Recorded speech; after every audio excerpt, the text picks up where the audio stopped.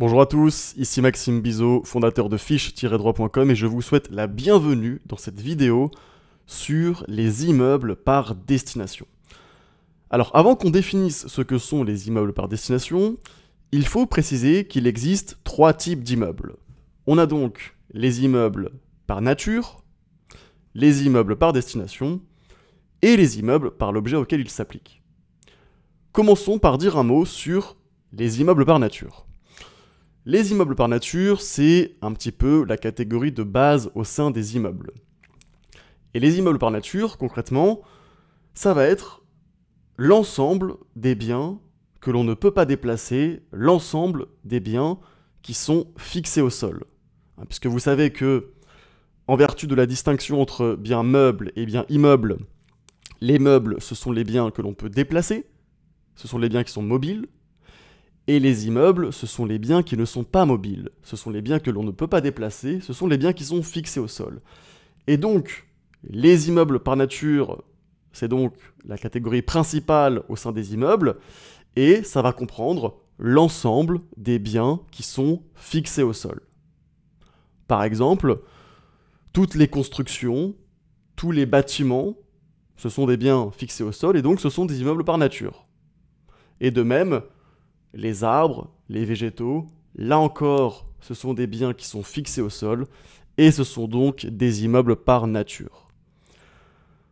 Donc, au sein des immeubles, on a bien sûr les immeubles par nature, et puis on a également les immeubles par destination. Et ces immeubles par destination, ce sont les biens que l'on peut déplacer, donc à l'origine, ce sont des meubles, mais qui sont considérés comme des immeubles en raison de leur destination, qui est d'être affectés à un immeuble par nature dont ils constituent l'accessoire. D'accord ? Affectés à un immeuble par nature dont ils constituent l'accessoire. Donc concrètement, on a des meubles, mais ces meubles sont affectés à un immeuble par nature, ils en sont l'accessoire, et c'est pour cela qu'ils sont considérés comme des immeubles. Et la conséquence, c'est que ces biens meubles, enfin ces biens qui sont à l'origine des meubles, eh bien, ils vont être soumis au même régime juridique que l'immeuble auquel ils sont rattachés. Et par exemple, en cas de saisie, eh bien, la saisie de l'immeuble par nature s'étendra aux meubles devenus immeubles par destination. Et également, la vente de l'immeuble emportera la vente des immeubles par destination. Alors, il faut deux conditions pour qu'un bien puisse être qualifié d'immeuble par destination. La première condition, c'est que le bien doit appartenir au propriétaire de l'immeuble par nature. Donc, autrement dit, la même personne doit être propriétaire de l'immeuble par nature et également du bien meuble qui est affecté à cet immeuble par nature. Et puis, deuxième condition, le propriétaire de l'immeuble par nature doit avoir la volonté de créer un lien entre le bien meuble et le bien immeuble. D'accord ? Il faut un lien entre le bien meuble et le bien immeuble. Et ce lien peut être soit économique, soit matériel. Alors, envisageons d'abord le lien économique. Le lien économique fait référence aux biens affectés au service ou à l'exploitation d'un fonds. L'article 524 du Code civil nous dit que les biens affectés au service ou à l'exploitation d'un fonds sont des immeubles par destination. Mais concrètement, qu'est-ce que ça signifie, biens affectés au service ou à l'exploitation d'un fonds? Eh bien, ça va être les biens qui sont utiles économiquement à l'immeuble auquel ils sont affectés. Les biens qui sont utiles économiquement à l'immeuble. Et par exemple, le tracteur que l'agriculteur utilise pour exploiter son champ, c'est un immeuble par destination.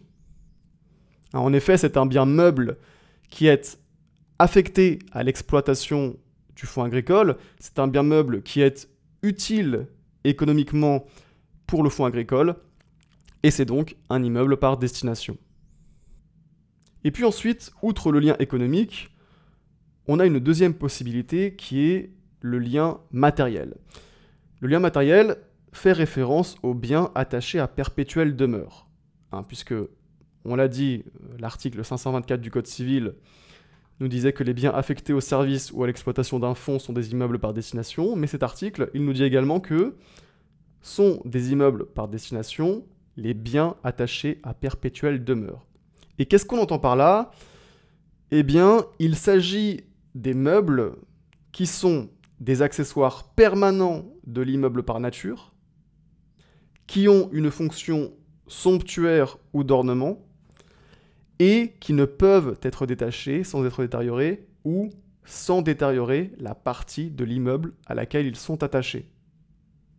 Donc retenez bien, ne peuvent être détachés sans être détériorés ou sans détériorer la partie de l'immeuble à laquelle ils sont attachés. Et donc, ça va être par exemple les glaces, les tapisseries ou encore les tableaux scellés dans un mur. Mais donc, ce qu'il faut bien comprendre, c'est que pour être qualifié d'immeuble par destination, le bien meuble doit pouvoir être détaché. Parce que s'il ne peut pas être détaché, alors c'est un immeuble par nature. Donc pour être qualifié d'immeuble par destination, le bien meuble doit pouvoir être détaché, mais ce détachement ne doit pouvoir se faire qu'en détériorant le bien meuble ou la partie de l'immeuble à laquelle il est attaché. Et donc par exemple, un radiateur qui peut être détaché sans être détérioré, ou sans détériorer le mur auquel il est attaché, ne sera pas considéré comme un immeuble par destination.